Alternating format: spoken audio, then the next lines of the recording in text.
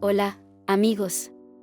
Es un gusto tenerlos de regreso, espero que hayan tenido una excelente semana. Hoy continuaremos con el capítulo 5 del libro, Mi Sistema, de Aaron Nimzowitz. El capítulo 5 se titula, El cambio, los posibles motivos de cambio.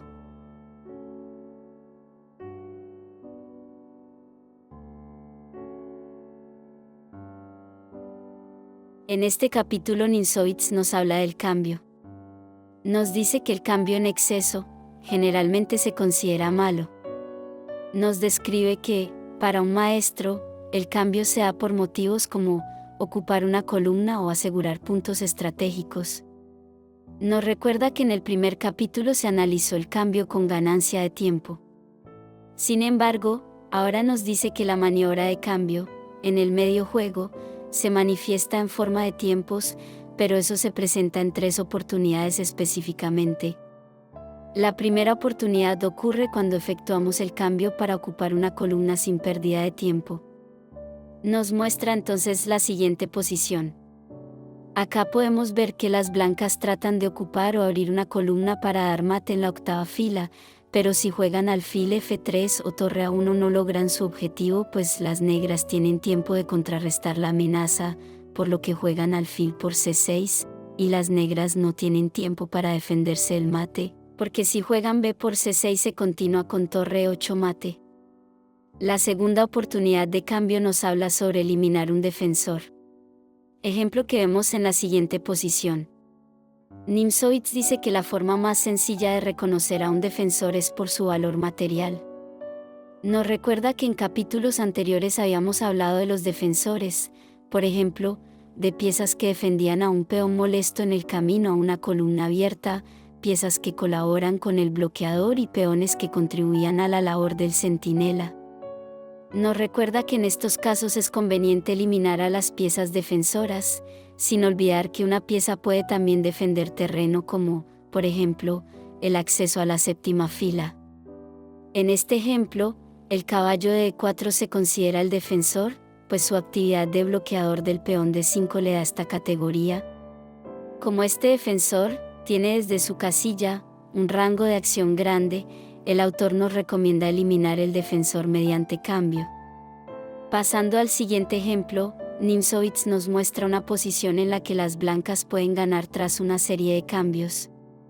Notamos que el caballo de H2 se encuentra defendido por el alfil de B8, así que buscamos eliminar a su defensor para atraparlo, jugando E por D5, cambio que abre la columna sin pérdida de tiempo, C por D5, torre E8 jaque, eliminando la torre defensora que defiende a la octava fila, torre por E8 jaque, rey H7, torre por B8, realizando un cambio que elimina al defensor, torre por B8 y rey por H2 capturando el caballo. La tercera oportunidad se nos presenta cuando cambiamos para no perder tiempo en un repliegue. Pasemos al siguiente diagrama. Si tenemos una pieza que está atacada, y nos encontramos con la situación en la que debemos decidir si nos retiramos, con pérdida de tiempo, o si la cambiamos por la pieza atacante, optaremos por el cambio, siempre que el tiempo que hemos ahorrado nos resulte provechoso.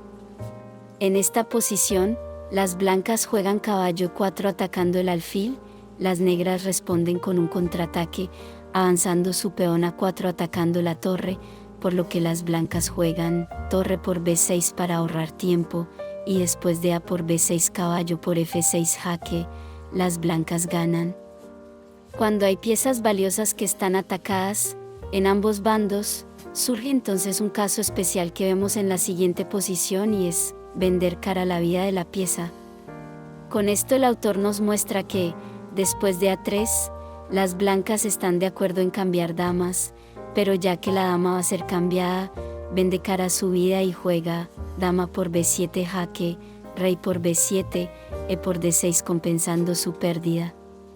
Ahora Nimzowitz nos habla sobre cuándo y dónde se debe efectuar el cambio. Nos menciona entonces varias situaciones. La primera nos dice que el jugador que tenga más material es el que debe buscar el cambio. Entonces el cambio puede ser utilizado como arma para expulsar al enemigo de posiciones fuertes. Otra situación en la que podemos favorecer el cambio ocurre cuando los dos bandos buscan un mismo fin y aparece lo que él llama batalla de cambio. Para eso vamos a la siguiente posición. La casilla clave es E4, las blancas defienden esta casilla con todos sus medios. Y las negras tratan de eliminar la ocupación blanca en E4, pues les molesta la presencia de la pieza en E4. Entonces comienza una lucha por la mencionada casilla. La siguiente situación ocurre cuando un bando es fuerte sobre una columna, y se avanza en la columna, suele lograrse el cambio, pues el enemigo no puede tolerar la invasión. La otra situación en la que puede ocurrir el cambio aparece cuando hay casillas o peones débiles, que tienden a desaparecer por cambio. Nos muestra entonces un ejemplo en la siguiente posición. La posición que analizaremos aparece luego de la jugada 31 de las blancas. Acá podemos ver que después de las jugadas, rey G3, torre A8, torre B3, torre por A2, torre por B4, los peones débiles de A2 y B4 han desaparecido del tablero. Lo mismo sucederá con los peones de E5 y B7. Sigue torre A5, torre por B7, torre por D5, torre B8 jaque. El aprovechamiento de la columna B trae consigo el cambio deseado, dama por B8, dama por D5 jaque, rey H8. Las blancas jugaron B3 y lograron la victoria con ese peón en un final brillante. Nimzowitsch concluye el capítulo con dos finales. En el primero tenemos la partida que vemos, la posición de análisis ocurre en la jugada 21, después de la jugada blanca, de una partida entre Rousseli y Rubinstein, jugada en Baden, 1925. Las negras respondieron torre por E3, alfil por E3, caballo E8, torre 2, caballo G7, alfil D2, caballo F5, torre E1, C5, D por C5, alfil por C5, rey F1, H4, G por H4, G4, caballo D4, alfil por D4, C por D4, torre por H4, alfil C3, torre H1 jaque, rey E2, torre H2, torre G1, caballo H4, G3, caballo F5, B3, rey E6, alfil B2, A6, alfil C3, caballo D6, rey E3, caballo E4, alfil E1 y rey F5. Nimzowitsch nos adelanta la jugada 55, después de la jugada blanca, a una posición a la que se llegó después de que las negras hicieran varios intentos en la columna F. Siguió F4, G por F4, torre H7, alfil D2, caballo por D2 desapareciendo el defensor de F4 y el atacante de F2.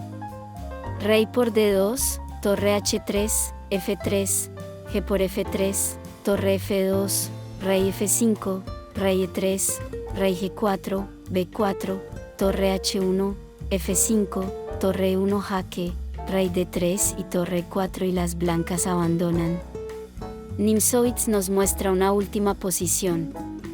Esta partida fue jugada en un café, Nimzowitsch conducía las piezas blancas y jugó dando ventaja de dama por caballo.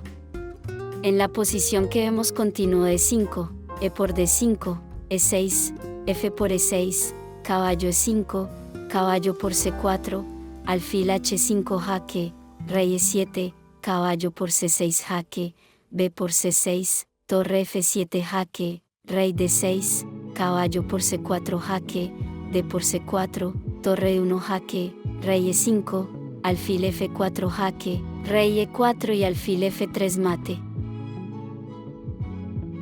El capítulo 5 es corto, pero el tema del cambio es algo básico que debemos comprender desde que somos principiantes.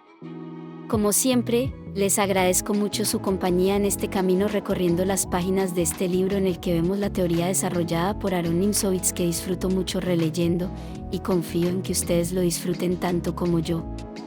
Por ahora me despido, les envío un abrazo, nos vemos en un próximo video y no olviden hacer a alguien feliz hoy. Bendiciones.